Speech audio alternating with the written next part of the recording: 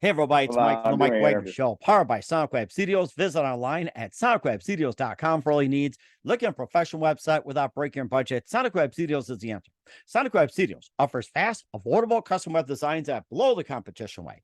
Call today, 1-800-303-3960. That's 1-800-303-3960, or email to support@sonicwebstudios.com. Mention the Mike Wagner Show, get 20% off your first project. SonicWeb Studios, take your image to the next level. Also, time to give an official shout out to our official sponsor of the Mike Wagner Show, international warring author Mia Molson-Zia. If you love fast-paced mysteries, you'll love Missing by Mia Molson-Zia, available on Amazon in paperback and ebook. Missing is fast-paced and intriguing with an unforgettable twist. Takes place in 4 countries, 2 strangers, 1 target, where truth is illusion and those you love will either first go missing. It's available on Amazon in paperback and ebook. Missing by Mia Molson-Zia has got great reviews, and Eve Levin enjoys by Howard celebrities, including Joanna Cassidy, Forbes Riley, and many others. So grab your copy today for Goes Missing by Mia Molson-Zia, available on Amazon. Also, check out the Mike Wagner Show at themikewagnershow.com on over 40 podcast platforms, heard in over 100 countries, including Facebook, SoundCloud, Spreaker, Spotify, and iHeartRadio. Also, Anchor FM, iTunes, Google Play, Amazon, Audible, Apple Music. Also heard on Hamilton Radio, Diamonds FM, Oldies Radio, and more. Take the Mike Wagner Show with you on any mobile device. Subscribe to the Mike Wagner Show on the YouTube channel. Follow the Mike Wagner Show on Instagram, Twitter, and TikTok today. And for great gift ideas, go to Amazon.com and check out the Mike Wagner Show podcast. T-shirts, pop sockets, throw pillows, tote bags, hoodies. Makes great gifts 24/7. Amazon.com. Check out the Mike Wagner Show podcast. And for more great gift ideas, go to Amazon.com/Mia Molson-Zia for great books like Missing, Once, and Wrinkles. Also, T-shirts, pop sockets, hoodies, phone cases, and more. Amazon.com/Mia Molson-Zia. Check it out today. I'll support the Mike Wagner Show on Anchor FM, PayPal, and the MikeWagnerShow.com. Make sure you do so today. We're here with a terrific gentleman who can't wait to get on the program. He's an actor, comedian, writer born in Morristown, New Jersey, to Brazilian parents and raised in Sao Paulo. And he also was fascinated with the movies at a very young age, influenced by his dad, and in a prominent role as a Warner Brothers executive. We'll talk about that. And of course, he went to graded school in Sao Paulo, also Bellis boarding school in Jacksonville, Florida. He also began his career as a voice actor, created his first video at 7, and began in with Damon's Dash DD172. And he also speaks 3 languages, celebrity impersonator, and an Avid winner holding Olympic qualifying trials. And we can all use that, right? So he's also winner of the 20 accolade global film competition, 21 winner of the Chandler International Film Fest, and creative director of Universal's Flava, and is also a comedian. And how did he get to be a comedian? We'll talk about that. He's done some projects live, ladies and gentlemen, from Plus Studios in beautiful downtown Los Angeles. The multi-talented actor, comedian, writer from Morristown, New Jersey, and to Brazilian parents, raised in Brazil. And he's in Los Angeles, and he's going to put on a show tonight. Ladies and gentlemen, the amazing multi-talented Dennis Feitosa, best known as Def Noodles. Dennis, good morning, good afternoon, good evening, and thanks for joining us today.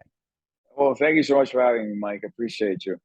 Well, it's great to have you on board as well, too. And I can tell you wanted to get on the show, and this is so amazing, too. So, I checked out your work. It's great. And you've got, we'll talk about your upcoming projects as well with the new web series. You've been with Eric Roberts. You've also been in Applaud, The Thief, Job Interview, and more. You're an actor, comedian, writer from Morristown, New Jersey, to Brazilian parents. You lived in Sao Paulo, Brazil for a while. You got fascinated with movies, influenced by a dad who was a Warner Brothers executive, and you also began a career of voice actor, created your first video at 7, and you also were in Damon's Dash DD172, and you also speak 3 different languages, celebrity impersonator. You're an avid swimmer holding Olympic qualifying times, and you also became career director at Univision Flama, and you also did some Alien Covenant parody as well, too. And, doing a web series. And you stumble into a new venture during the pandemic. And before getting to all that, Dennis, tell us how you first got started. Tell us what? Sorry. Tell us how you first got started. Oh, how I first got started in life, or making videos, or in the business, or Go into the Wayback Machine, Sherman, the Wayback Machine. way back. Okay. So it's actually one of those stories that you just hear in this business, and it just seems a little bit like an urban legend. But when I was like maybe 5 or 6 years old, I was in Brazil, where I grew up with my parents. I was born in New Jersey, but I never really lived there. I was like, I grew up, I lived there by was born there by accident. I lived there maybe like 2 months, and then my parents moved back to Brazil. And my brother was born 18 months after me. He was born in Brazil, and I grew up there. Never really lived in America. But I was in Sao Paulo. We were at the mall, like walking around with my mom. It was me, my brother, and my mom.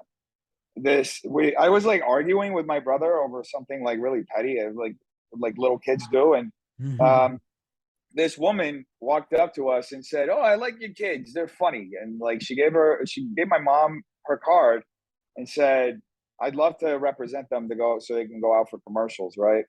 And that's how I started auditioning for commercials, and then eventually that led into voiceover work and other things.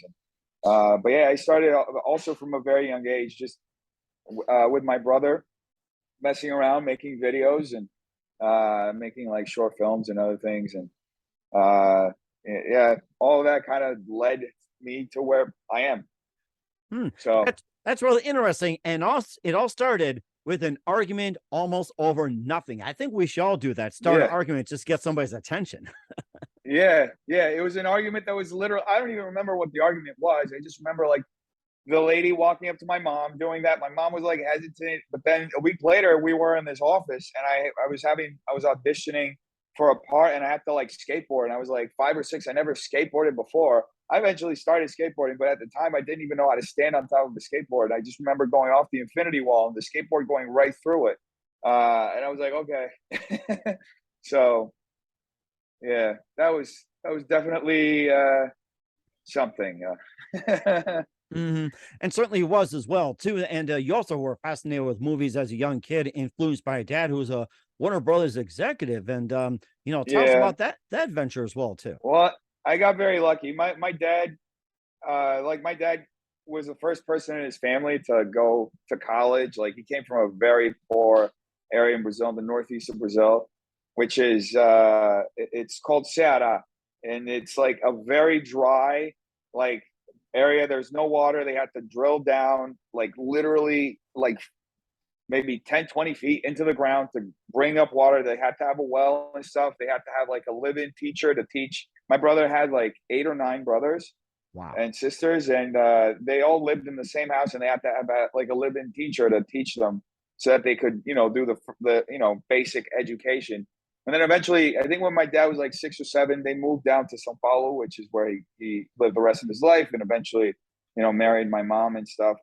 And so from there, my dad, like all his brothers and sisters, because he was the second youngest, they pooled their money together, essentially got him to go through college, and he got a job at Deloitte. And after 6 years of applying so he could go and finish his CPA in America, he was selected via lottery to go. And then ironically enough, my mom was already pregnant. Like they got married a month, my mom was pregnant, and they got married a month before he was selected to go after he spent years applying. So then that's the story of how he ended up going to New Jersey and then finishing his CPA degree at NYU. And he was there for just 7 months or something like that. And then the month after that, he moved back to Brazil. And I think a couple of years later, he was hired by Warner Brothers, and he worked at Warner Brothers for about a decade. But he left in 2003, so he hasn't really been. And it's Warner Brothers in Brazil. So he did end up coming here, like I think once every few months, for meetings and stuff. But yeah, he worked for Warner Brothers in Brazil, and it was good because we got a lot of screeners, so I got to watch a lot of movies, and that's really what ended up kind of inspiring me to do what I do. I was always around movies and animations, and just being a kid, I would emulate the voices and even draw the cartoons that I would see, and I was just imitating everything I was seeing because I wanted to replicate it and make it my own, right? And that's kind of like what started my creative journey. The first short film I remember doing, I don't even want to call it a short film, just the first video I did with my dad and my brother. We were in his office, and I had to do a report card for this book, this like Roald Dahl book, the BFG, the Big Friendly Giant. And we were, my dad filmed it. My brother was like just acting up and kind of heckling me off camera, and I was just like playing this not at all serious, like anchorman person, and we were just joking around. And I talked a little bit about um, the book, and that was it.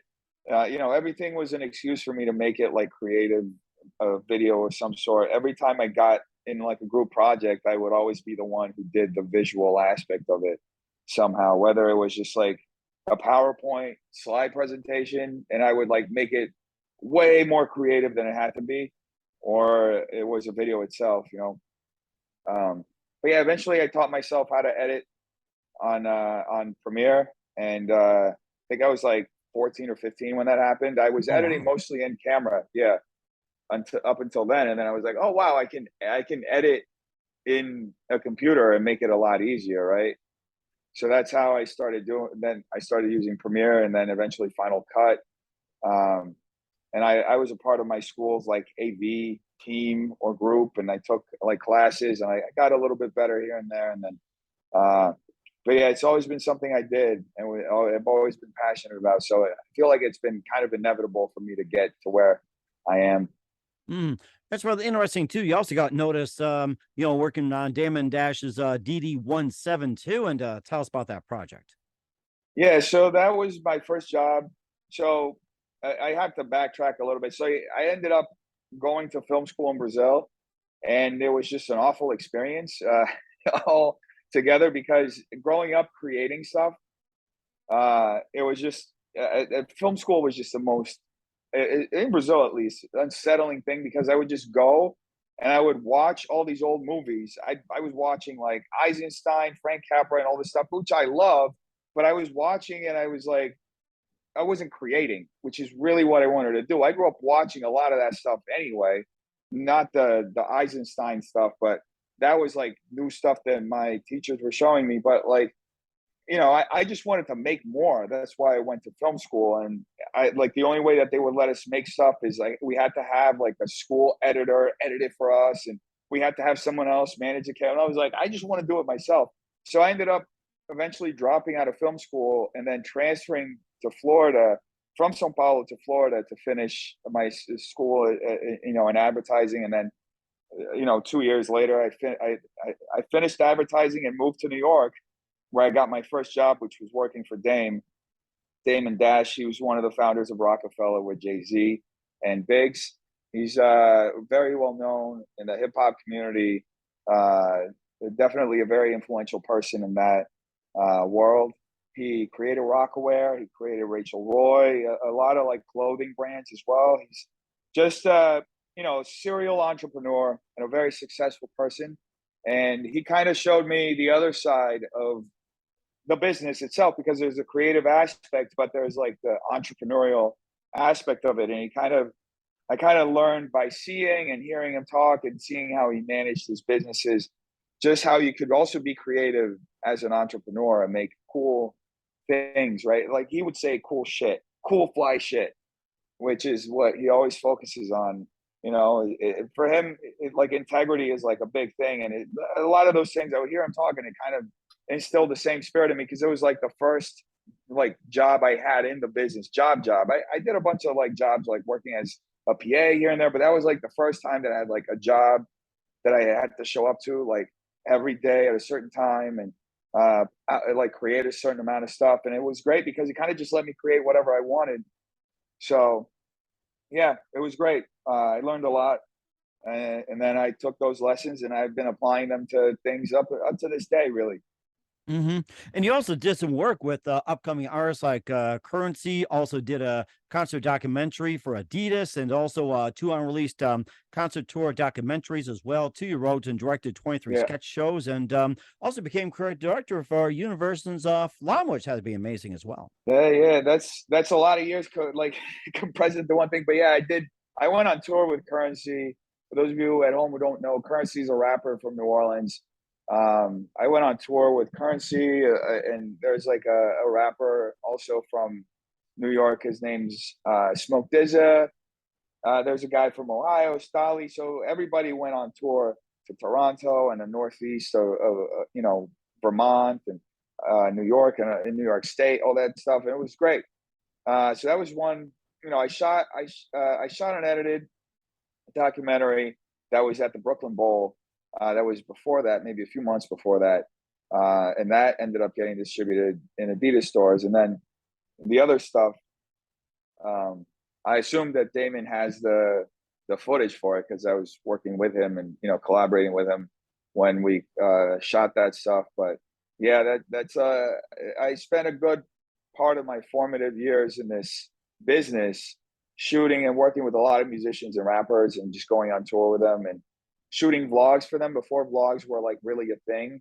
I crashed on there's this guy called the Mikey Rocks from the Cool Kids in Chicago, and I crashed on his couch for like a week at one point, and we just shot a bunch of music videos and vlogs, and it was just really cool. It was like, you know, it was some of the first steps that I took in this business, and then they eventually, you know, along with everything I was doing, I was also still pursuing, you know, training and practicing as an actor and comedian. So, you know, when I moved to Florida, I always did acting training, even in Brazil. And I was always a part of community theater productions, even in Brazil. But when I moved to Florida, I started doing them like in the town that I was in. I did a lot of Shakespeare in the Park, a lot of that stuff. And then eventually when I moved to New York, I started getting involved with the improv theaters. And you know, there's UCB, there's the Magnet, the Pit, and the Annoyance, which is a theater from Chicago that later moved to New York. And I was involved, did a lot of one-man shows, a lot of improv shows for years. And that ended up leading me into stand-up, into doing open mics. And yeah, and then after years of doing that, I ended up, you know, getting my own club, you know, somehow. Things ended up leading into this. So That's really, yeah, you and know, then go yeah, ahead. I'm go sorry. ahead. No, go ahead. Oh yeah, no, and then the Flama stuff ended up coming as a result of being involved in the UCB improv community. It was one of my friends. I was in an improv team uh, with this guy Lee Chin, who's one of my friends, and we used to hang out a lot and just make stuff together. And then one day he worked at Flama. He was an editor, and he said, you know, we need somebody who's Brazilian to write sketches about being Brazilian. Because Flama, it was a millennial Latino, first generation Latino content house or whatever. It was like we were creating content for Latinos who primarily spoke English or like were really Americanized, right? So yeah, that's what I initially went on there to do. I wrote a couple of sketches that went really viral. Like one of them got over 5 million views in a day. Wow. Another one got over 8 million views in a day. And then I wrote other sketches, and I produced a bunch of different series with people who, you know, at Flama. I made like I used to make these little silly series of like finish the song. I'd play like, which is a game show from Brazil. I assume that they have it here too, but in Brazil there's this game show with this guy called Silvio Santos. He's like one of the biggest hosts in Brazil, and he would play like it was essentially a challenge. Like if you could figure out the song with the fewest amount of notes, then you would win like something, right? And yeah, so like ultimately you would want to figure out the song with just one note, right? Or But nobody could ever do it's that. like name Usually, that tune pretty much. pretty much, yeah. I remember that game. So Yeah, it's like there are times I get on one note, it takes me like several, and I still don't get it. I remember that very well. yeah, so it was kind of the same thing. I'd play like 3 seconds of the song, and it would be like the most, even if it was like a really recognizable song, I'd play the randomest part, and you know, the focus was to just get funny, natural moments with people, which is like, you know, it's what I think most people connect with. It's funny, natural moments where people are just being themselves and let their guards down and just having fun, you know, which is kind of how I've been molding my social media persona as of late. It's been going more in that direction, even though I had my social media persona at first was completely satirical, and I was just making fun of people that I thought were absolutely despicable. But that's beside the point. But yeah, that's what I'm kind of like shifting my presence now towards. You know, just which is something I feel like the internet kind of is missing. Like there's an aspect of authenticity which is really lost on the internet. A lot of people feel compelled to say what is popular or what other people think is right. And they kind of just go along with the flow, even if it's against their better judgment. And they'll just, parrot, all this shit, and essentially sometimes even destroy someone's lives without even double checking what's really happening, So And of course, you also had some work done as well too. You also been with Applaud, The Thief, The Job Interview. You also have a new web series coming up with some involved from Lauren Francesca, also Elizabeth Barden, also with Larry Hankin as well too, from Friends and More. You also have Eddie. We'll talk about that and your comedy career. But first, listen to the Mike Wagner Show at the MikeWagnerShow.com, powered by Sonic Web Studios. Visit online at sonicwebstudios.com for all your needs. Look on a professional website without breaking your budget. Sonic Web Studios is the answer. Sonic Web Studios offers fast, affordable custom web designs at below the competition rate. Call today, 1-800-303-3960. That's 1-800-303-3960. Or email to support@sonicwebstudios.com. Mention the Mike Wagner Show. Get 20% off your first project. Sonic Web Studios. Take your image to the next level. Also, time to give official shout out to our official sponsor, the Mike Wagner Show, international award-winning author Mia Molson-Zia. If you love fast-paced mysteries, you love Missing by Mia Molson-Zia, available on Amazon in paperback and ebook. Missing is fast-paced and intriguing with an unforgettable twist. Takes place in 4 countries, 2 strangers, 1 target, where truth is illusion and those you love be the first go missing. It's available on Amazon in paperback and ebook. Missing by Mia Molson-Zia has garnered great reviews, and Eve 11 enjoys by Howard celebrities, including Joanna Cassidy, Forrest Riley, and Manils. So grab your copy today before it goes missing by Mia Molson-Zia, available on Amazon. Also, check out the Mike Wagner Show at the MikeWagnerShow.com and over 40 podcast platforms, heard in over 100 countries. Also on HamiltonRadio.net, Diamonds FM, Oldies Radio, and a few coming soon. Tickets with you on any mobile device. Subscribe to the Mike Wagner Show on the YouTube channel. Follow the Mike Wagner Show on Instagram, Twitter, and TikTok today. For great gift ideas, go to Amazon.com and check out the Mike Wagner Show podcast. And for more great gift ideas, go to Amazon.com/Mia Molson-Zia for great books, merchandise, and more. I'll support the Mike Wagner Show on Anchor FM, PayPal, and the MikeWagnerShow.com. Make sure you do so today. We're here with the amazing actor, comedian, writer from Sao Paulo, Brazil, Dennis Feitosa, best known as Def Noodles, here on the Mike Wagner Show. Before I talk about your comedy career and how it all came about, you also been in some movies too, like Applaud, The Thief, The Job Interview, classic, the TV series, The Great Brooklyn Bridge Party, and more. Tell us about some of your projects as well too, and how you got involved and be inspired. So I did a lot of short films in New York. Like I said, I never take a break. So I'm always working on weekends and filling up my time with doing stuff. So I collaborated with a lot of different people and did a lot of short films. Even went out on my own, like that Brooklyn Bridge thing was during the Occupy Wall Street protests. I just picked up my camera and I was like, I want to document some of it. I ended up on the bridge when like 800 people were arrested, and along with media, there were New York Times journalists and people from the Washington Post. Everybody was arrested and spent the night in jail, even though I was there to just film it. It was the first day that I ever went down to the protest. But as far as the classic, so one of my jobs, I worked doing broadcast, in Brooklyn, and I ended up collabing with with a guy who was on Matlock. His name is Danny. Forgot his last name. Danny. Man, I feel so bad. Anyway, Matlock. The only person I could think of is like Andy Griffith from Matlock. Otherwise, that's it. That was a good show, though. Yeah, that was a good show. So he was on Matlock. He was the young guy on Matlock. I can't remember his last name. Danny something. If you remember, type it in the comments right now, or send Mike a message and let him know. We certainly do. So we are accessible on Facebook, right? It's like you can do that all the time. I mean, that's social media for you. So we learn too. So So I ended up producing a show where this was another, I guess, opportunity for me to like learn more about the greats and all that stuff. Because like it was a show where he essentially looked back on this treasure trove of like old movies and television shows and sitcoms and talk shows, and I got to essentially watch a lot of stuff that I'd never seen before, ever heard of. Like I knew about Lucy, but I got to watch like the entire spinoff that happened afterwards. which I hadn't really watched.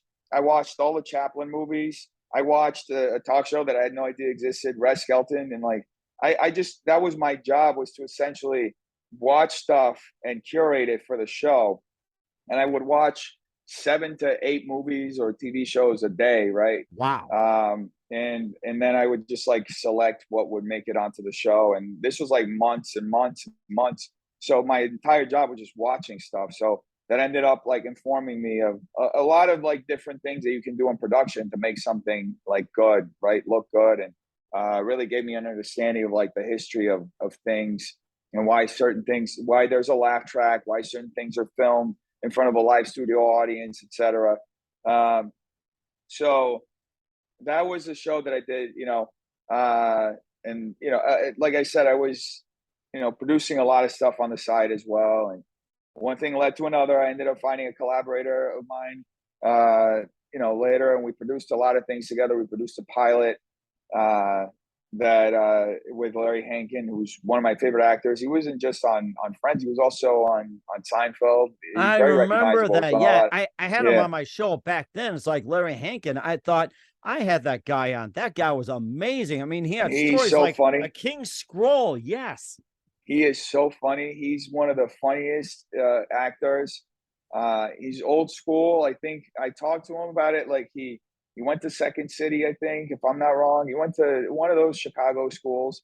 And I was Hmm. talking to him, and like just very funny. It's always good to work with somebody who's been doing this like a lot longer than you, because you end up matching like experiences, right? Like I'm in a part of my journey that he probably went through already. So as like an improviser and comedian, he has his own like, things that happen to him in this business. And it's always good to hear what somebody else experienced. And I always find that interesting. So he was super funny, improvised a whole lot. I let him do whatever the hell he wanted. I was directing it mostly. I acted in a few different, I played like a small part, but I directed it and co-wrote the script and produced it as well. And it was just a lot of fun, to do that like multi-camera coverage sitcom. Without, it didn't have a laugh track, but we kind of made it work without the laugh track, without the live studio audience. We had some really amazing sound stages here in LA that we got to work with. They were at actually YouTube's headquarters here. They, at the time, they were building sound stages and letting YouTubers film there. They don't do this anymore, which is kind of a shame. But they were doing this at the time. I also got to shoot a short. They would do these kinds of things where they were like, literally, Fox would fly in an entire set from Alien Covenant, and they Huh. would set it up at YouTube. Then they would have YouTubers come in and they would do a whole campaign, right?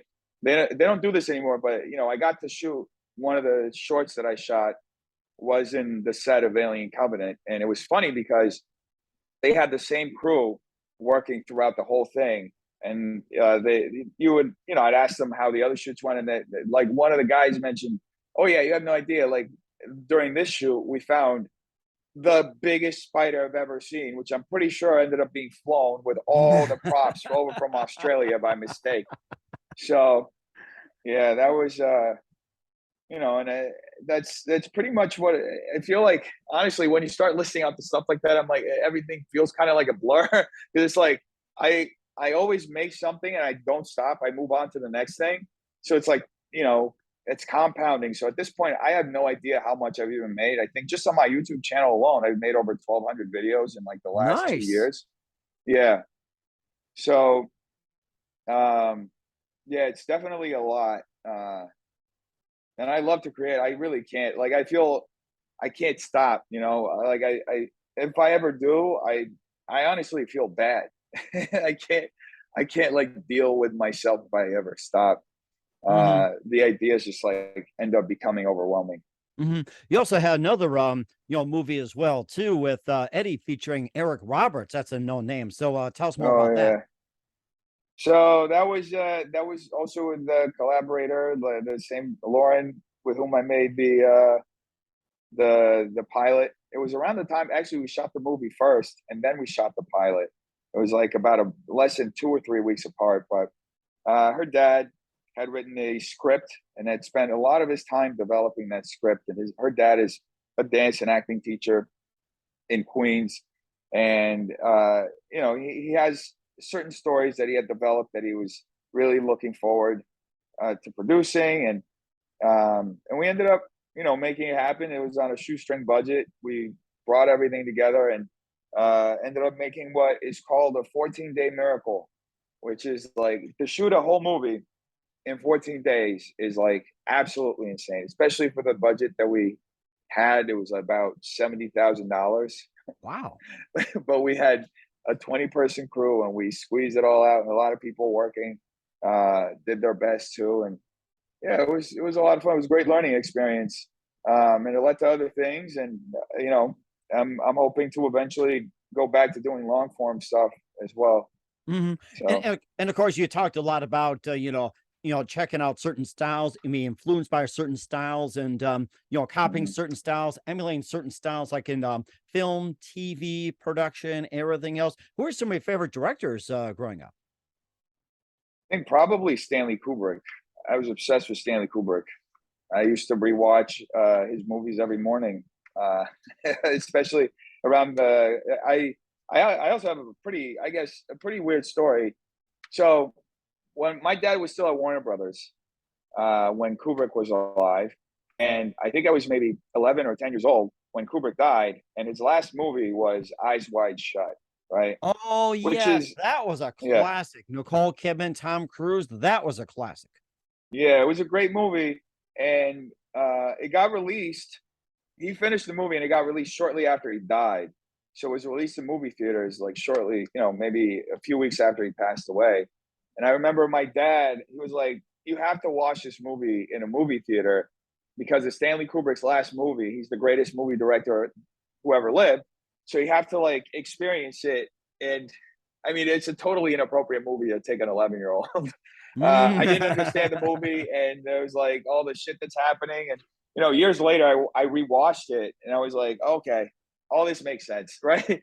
But it was, you know, I kind of value that my dad, even though it was a messed up movie to take an 11-year-old, I do value that my dad gave me that experience, that I got to watch a Stanley Kubrick movie in a movie theater, because when he was still like, you know, when the movie came out, because you know, later on, there was this place in New York that I had a membership for. It was a film forum, and they usually get you know, reprints of film, and they'll play it. But it's not the same thing to watch a movie getting, you know, it's different when you're there in the movie theater as the movie, you know, you're experiencing it with everybody else for the first time. And yeah, that was something that was great. And that, yeah, I grew up watching. You know, I even watched Pass the Glory, Spartacus, um, Clockwork Orange. Clockwork Um, Orange, that's one of my favorites. I thought Stanley Kubrick. What yeah, were your thoughts on Clockwork Orange? That was the ultimate classic.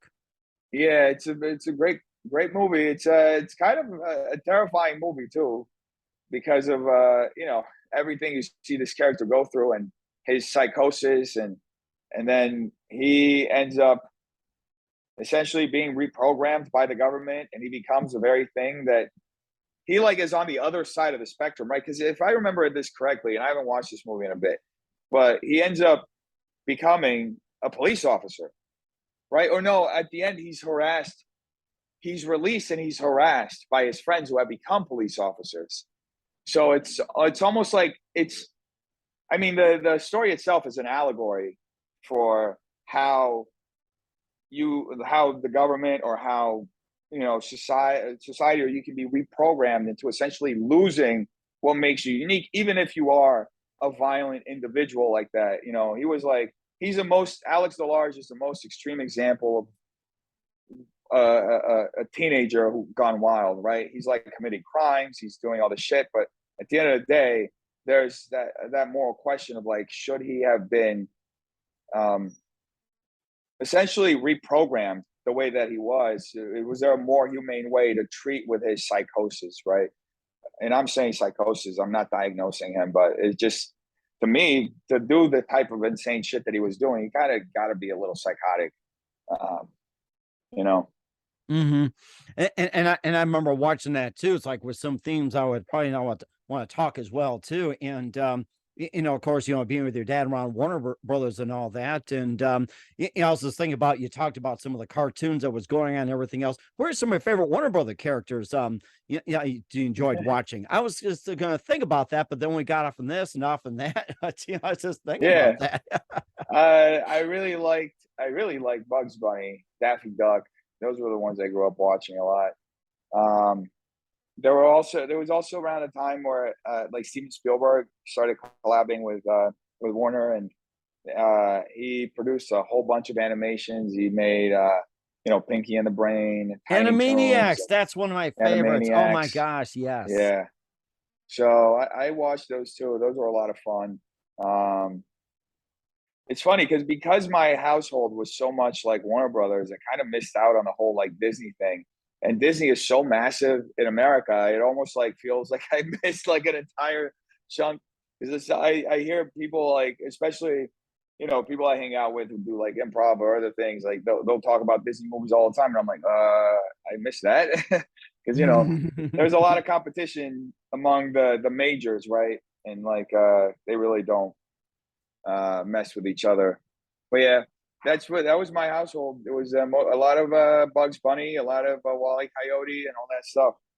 And of course, you've done some celebrity impersonations as well too, and you speak 3 languages, and plus you're an avid swimmer holding Olympic qualifying Yeah, times. It's like, how does one do that? It's like, I don't know if I could build swim as fast. So yeah, you'd be a yeah. good I don't have those qualifying times anymore. I stopped swimming when I was 18, but I when I was around 11, 12, I started training to be a swimmer, and there was like a big thing in my family, and to just have that because of the discipline that comes with it. So I eventually, uh, ended up going to a boarding school where I could continue training. And the boarding school was it was Bowles in Jacksonville, Florida. Um, it was a very intense year of my life because I was by myself for the first time when I was 12. But it taught me a lot. The school itself, like I think the year that I got there, the athletes, the high school athletes at the school, they had combined won over 23 medals or something at the previous Olympics. So the head coach of the school was also the head coach of the women's swimming team, for the U.S.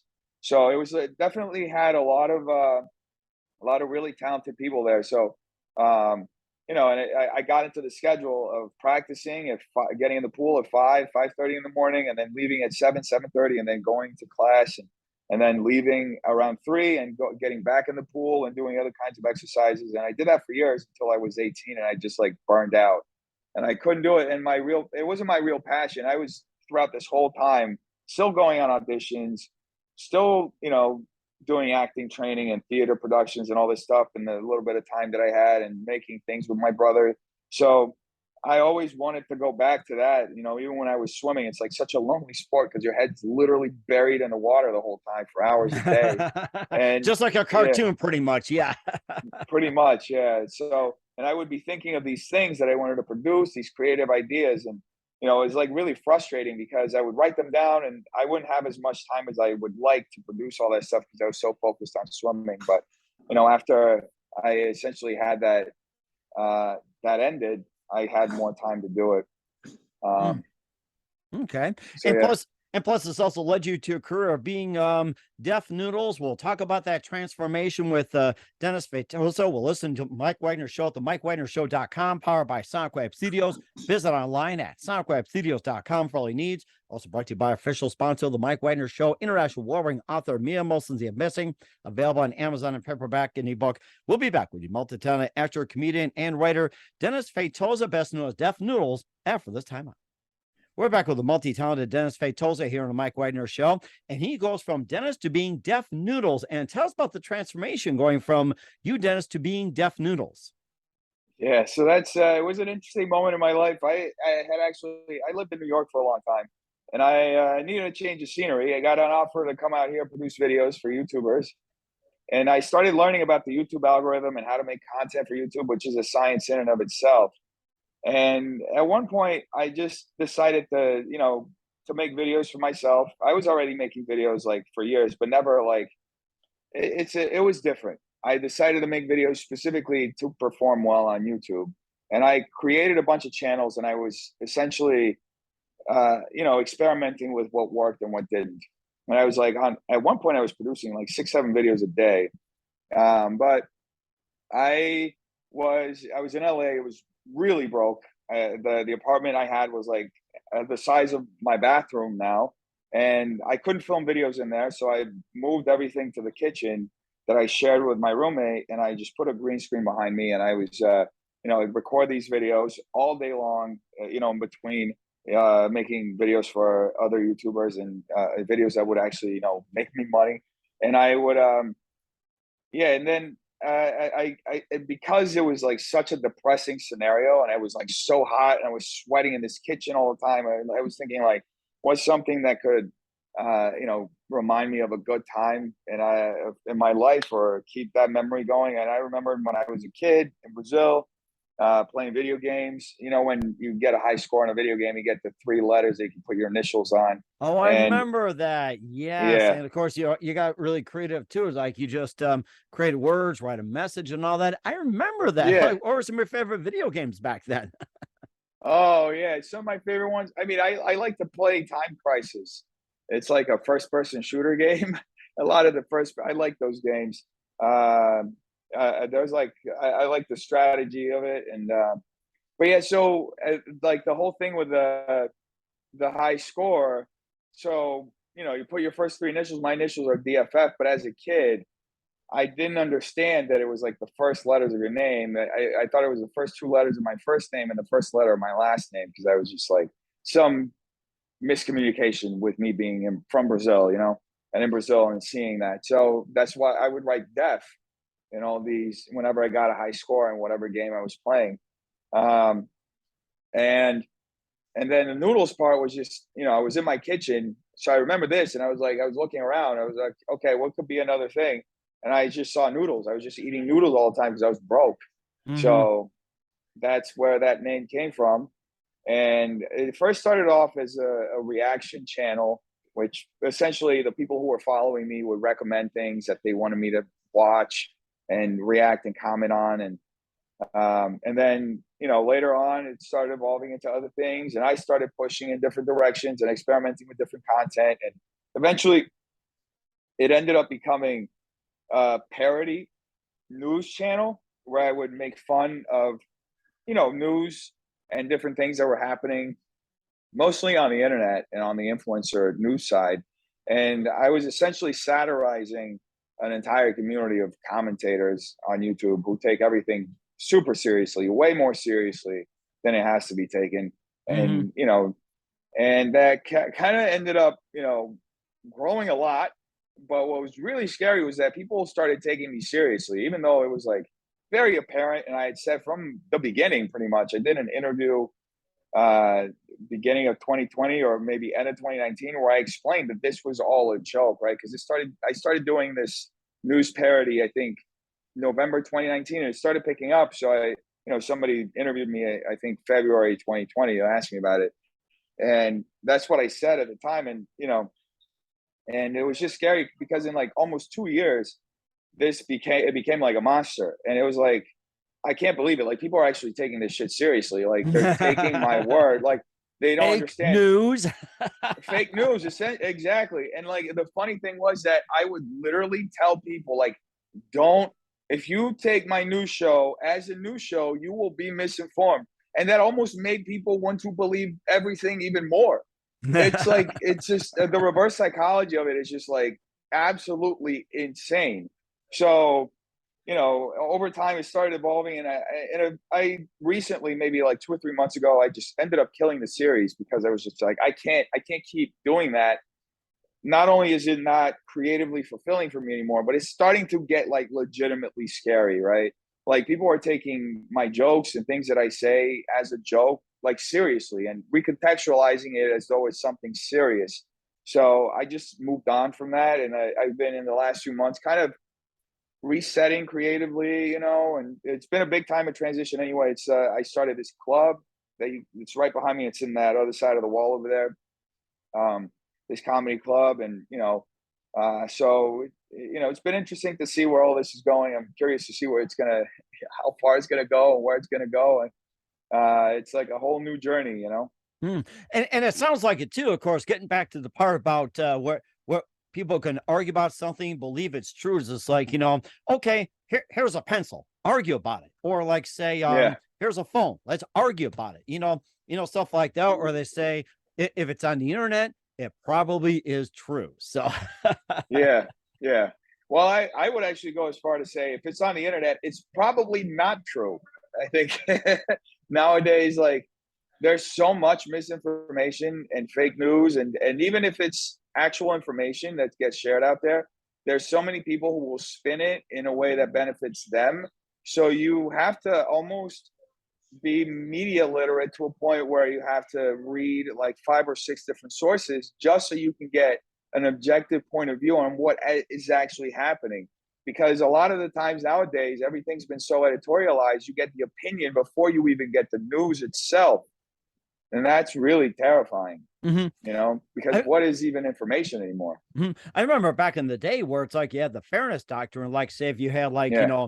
like say a Republican show, you had to have a Democrat, speak for 15 minutes, and then you had a Democrat on his show, you had a Republican speak for 15 minutes. I think that should kind Yeah. of bring back in a way too. So it's just like, and it's good to have like more than one source and everything else. And the thing is that people hear one story and hear that's it. So, people do need to be trained about hearing more sources and everything else. And of course, going to a comedy club and all that. So it's like, people forget about it. And of course, you get up on stage and, maybe some of the things like to talk about, joke about, and everything else. And maybe hit some of the things that hit people hard and everything else like that. Before we talk more about your comedy venture, who are some of your favorite comedians and comedy shows growing up?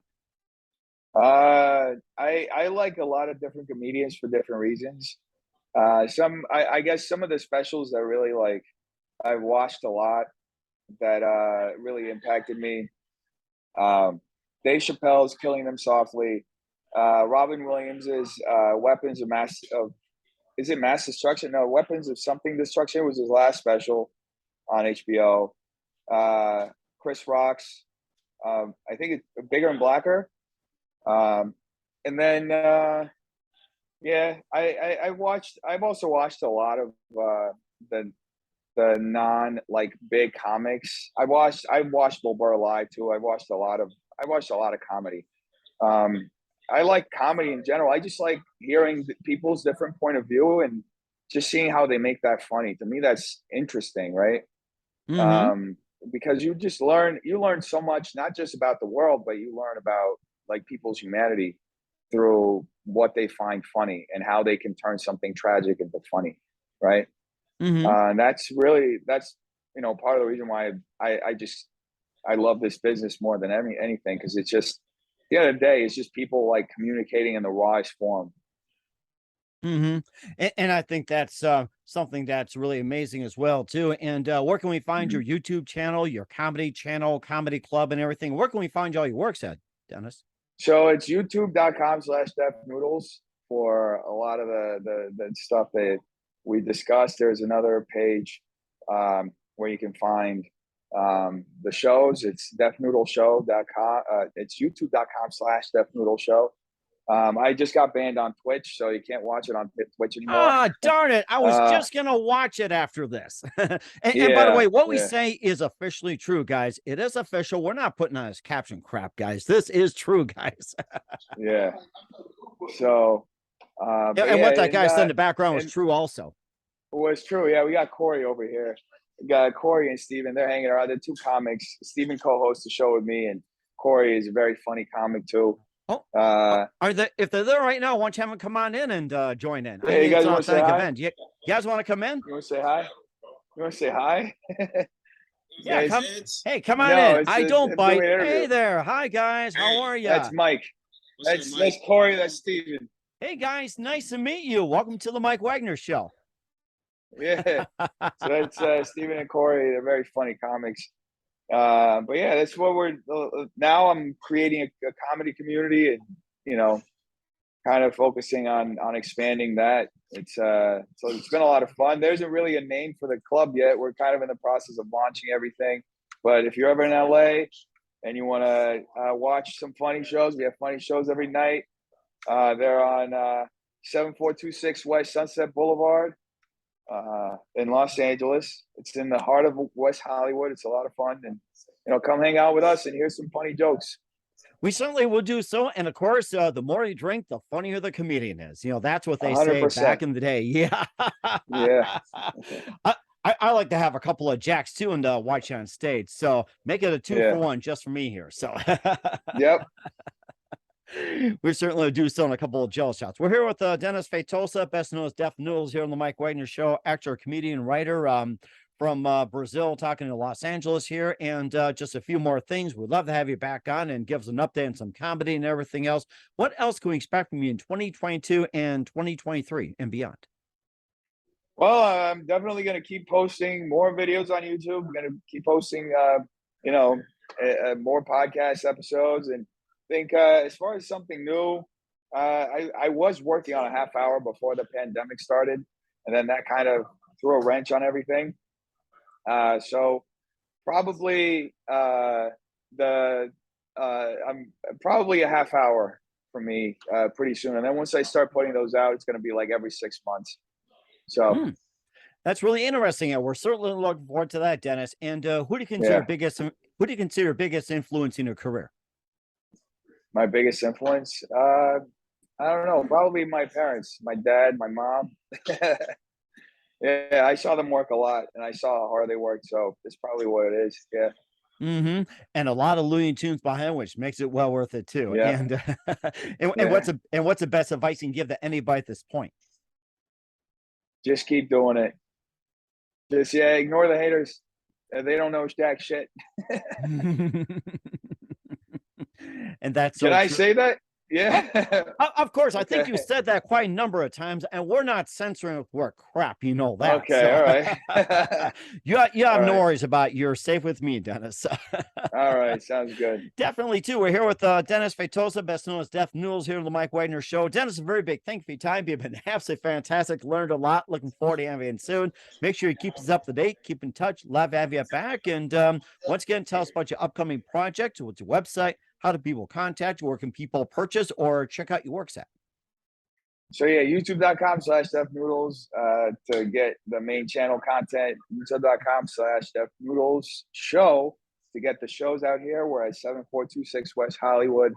7426 West Sunset Boulevard in West Hollywood, the heart of West Hollywood, down the block from like the Laugh Factory and the Comedy Store and all these really great clubs. And we have some amazing comedians out here. If you want to come through and check it out and have some laughs, that's where you can come. We'll certainly check that out. Once again, Dennis, a very big thank you for your time. You've been absolutely amazing. Looking forward to having you soon. Make sure you keep us up to date. Keep in touch. Love to have you back. We wish you all best, and you've got definitely a great future ahead of you. Thank you so much, Mike. Appreciate you. Thank you for having me on.